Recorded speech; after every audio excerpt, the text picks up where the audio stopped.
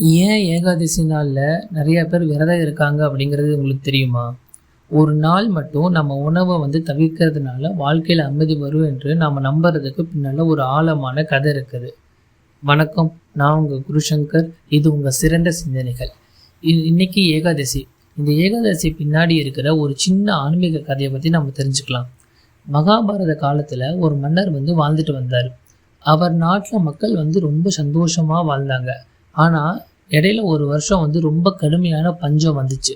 மழையே பெய்யல, நிலம்லாம் வறண்டு போச்சு. அதனால கவலையடைந்த மன்னன் பல முனிவர்களிடம் காரணம் கேட்டார். அப்போது அவர்களெல்லாம் சொன்னது, மனிதர்கள் மனதை கட்டுப்படுத்த மறந்துட்டாங்க, அளவுக்கு மீறி ஆசைப்பட ஆரம்பிச்சிட்டாங்க.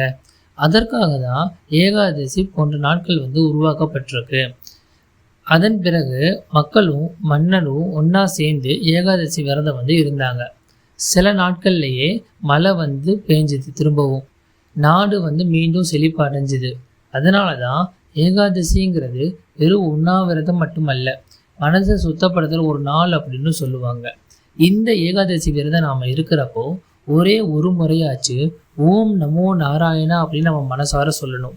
அப்படி நம்ம சொல்கிற பட்சத்தில் பெருமாளோட அருள் நம்ம குடும்பத்துக்கு கண்டிப்பாக கிடைக்கும். இந்த மாதிரி ஆன்மீக கதைகளை தொடர்ந்து நம்ம கேட்குறதுக்கு நம்ம சேனலை சப்ஸ்கிரைப் பண்ண மறந்துடாதீங்க. நன்றி.